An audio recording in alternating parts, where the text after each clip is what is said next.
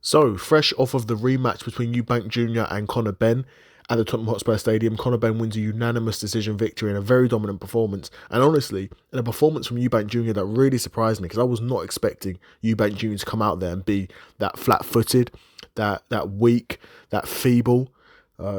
He seemed like he was, shot to bits ultimately. And I'm going to make a separate video about Eubank Jr. as well. But what a performance from Conor Benn.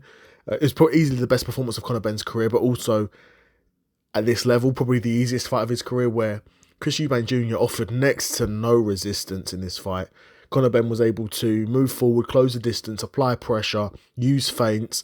Honestly, it was impressive that Conor Benn was able to fight that style for 12 rounds. That's really the most impressive thing in my opinion, because that's a very intense style to fight.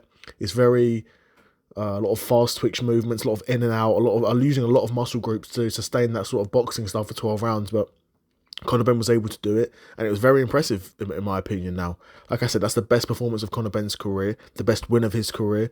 And it's congrats to him. Got a big payday. Loads of people at Tottenham Hotspur Stadium. That's a big arena, sold loads of tickets.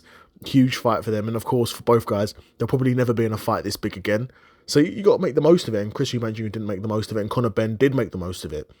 I saw Dave Allen talking about this fight after the fact, and was saying, Conor Benn looked good, but was he much better than the first fight? And I think that's maybe a touch harsh from Dave Allen, because it was better, because he was able to fight that style for 12 rounds. Now, I think that Conor Benn may have even edged the first fight, to be honest, but the latter end of that first fight, Chris Eubank Jr. picked those rounds up, and that's what won him the fight. But like I said, to be able to do that, to be able to fight that style for 12 rounds is very impressive. Very intense. Not a lot of guys would have been able to do that. A lot of guys were able to do that for a round, 2 rounds, be able to do that in spurts, to be able to do that in spots during the fight. But like I said, to sustain that for 12 rounds is very impressive, and a huge win for Conor Benn. So congrats to him. And I'm not even going to talk about what's next for Chris Eubank Jr. because that can be a separate video. But honestly, when I watch these fights normally, I do like a round by round sort of breakdown. I didn't even need to do that in this fight, because Chris Eubank Jr. did nothing. He did nothing. He offered no resistance.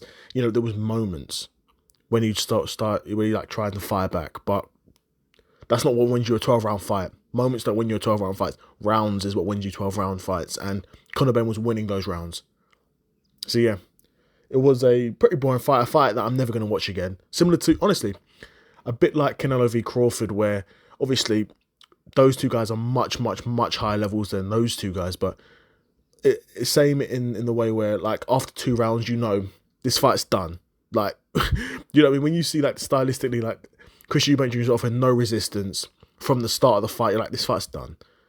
Conor Benn's probably going to win this fight. The only chance Chris Eubank had would have been a knockout, and he wasn't fighting like he was trying to get a knockout at all. So yeah, great fight. Not a great fight, if I'm being honest. A great result for Conor Benn. Biggest result of his career. But yeah, curious to know what you guys thought of the fight. What do you think's next for both guys? Another episode of the Seth Solo Side Quest in the bag, and I'm out. Peace.